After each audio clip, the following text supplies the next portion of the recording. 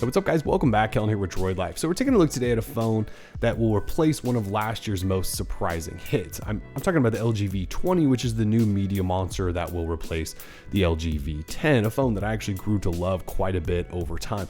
So I know what you're probably thinking, like, Kellen, what's up? Why are you just now getting to the LG V20? And honestly, I've had the phone off and on in my possession for a good 3 months, I think now, but it's just been one of those difficult phones to sort of pin down. And I say that because it seems like a phone that wasn't necessarily built for you and I and everyone. It sort of feels like it was built for this really small audience. And so it's been hard to sort of evaluate where I stand on it and sort of give you feedback then. So anyway, we'll dive deeper into that. This is our LG V20 review.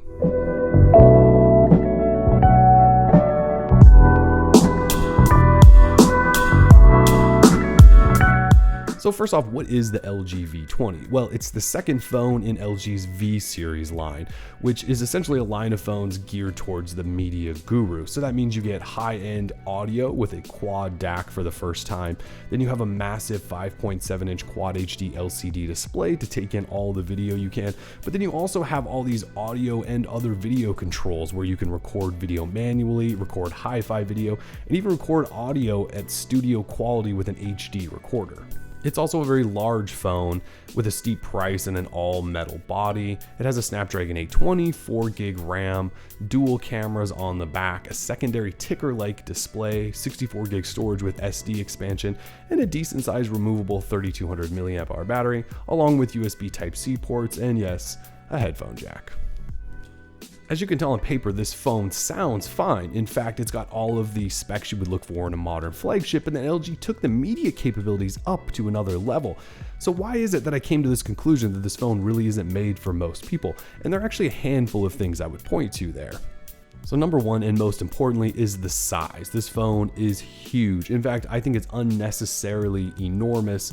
Now, I get that LG tossed in a giant display and they also used a quad DAC and kept the removable battery around, but when you compare it to a phone like the Galaxy Note 7 with the same size display, you just kind of wonder what LG was really doing here.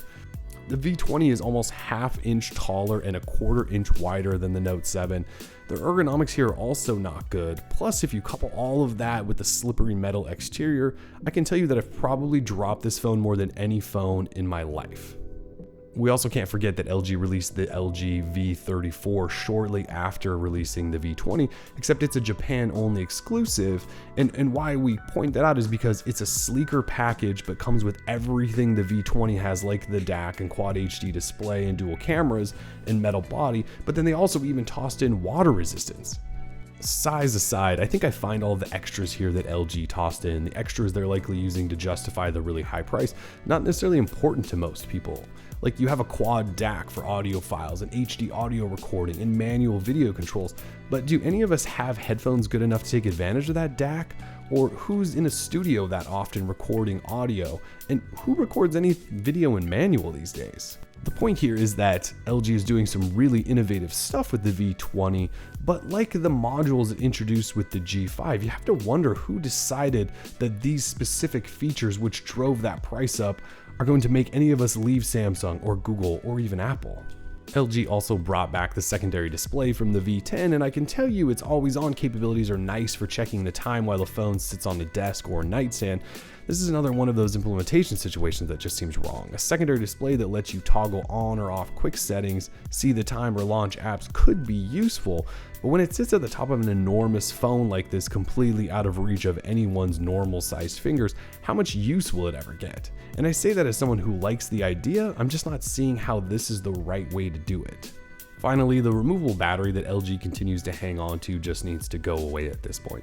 If keeping the option only gives LG the ability to toss in a 3200 mAh cell in a phone this large, then I'd just rather do without it.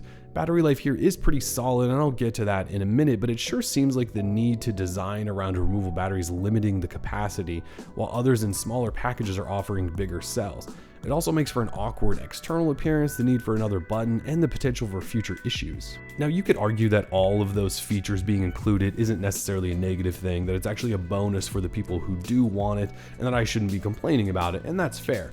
I would just say this though, LG's struggling at the moment to sell a lot of phones, and they've decided that maybe getting back on track is going to be through selling this niche media consumption device. Now, my problem is that the phone experience in general isn't good enough for me to get even remotely excited about all of this other stuff they've added on. So it's like LG needs to go back, focus on making the basics of the phone great, and then maybe I will start paying attention to this other stuff.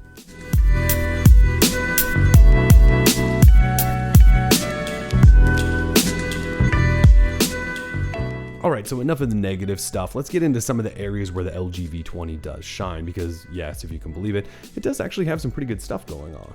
For one, LG has really started nailing the performance down with its Android phones. And now this all started last year with the surprisingly zippy V10 that actually had sort of a lower tier processor, but we've seen this continue on through the G5 and now to the V20.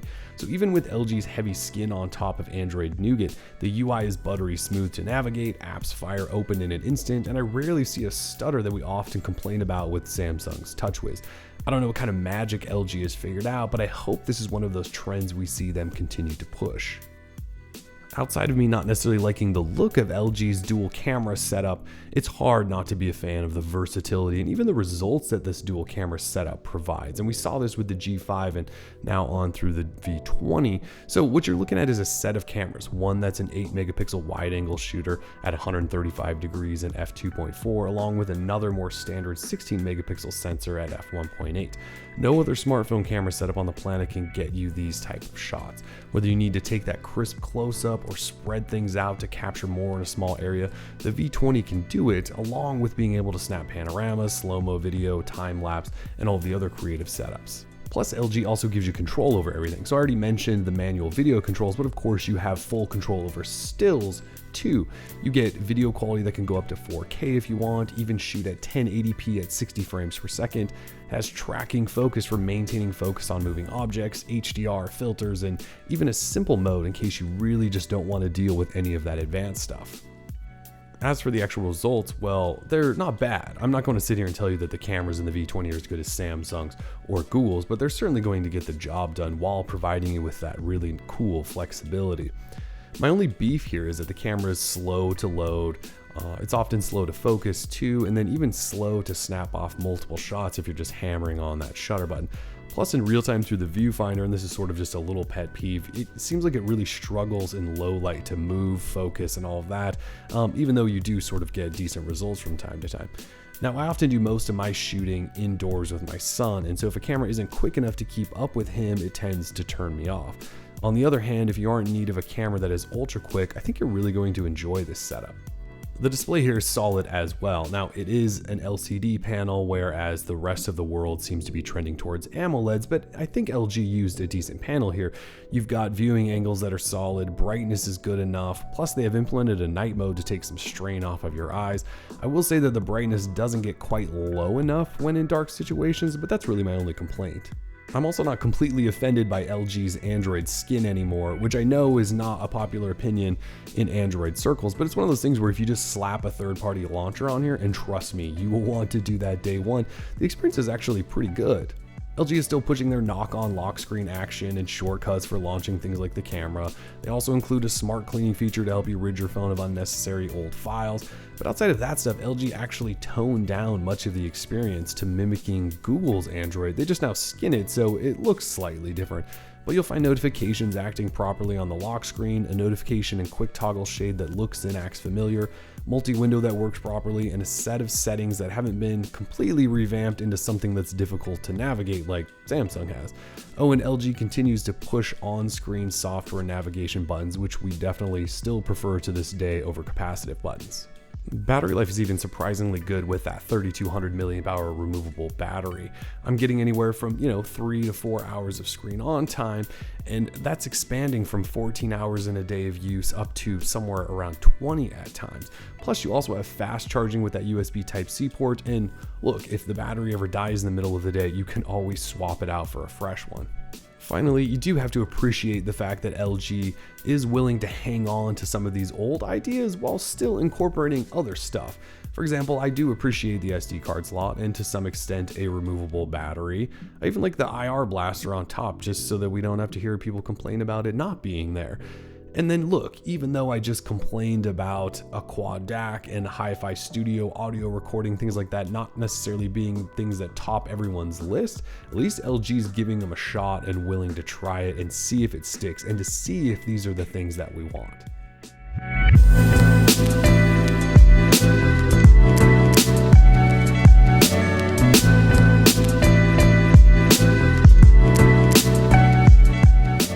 In the end, even though all the LG V20 owners are going to hit those comments and kick and scream about the criticisms I just laid out, I just don't think this is a phone I would recommend to you unless you need a ridiculously ginormous phone, or you're an audiophile and you need to make use of a DAC, or let's say you actually do head into the studio often to record sound, or you're a videographer and you use manual video controls.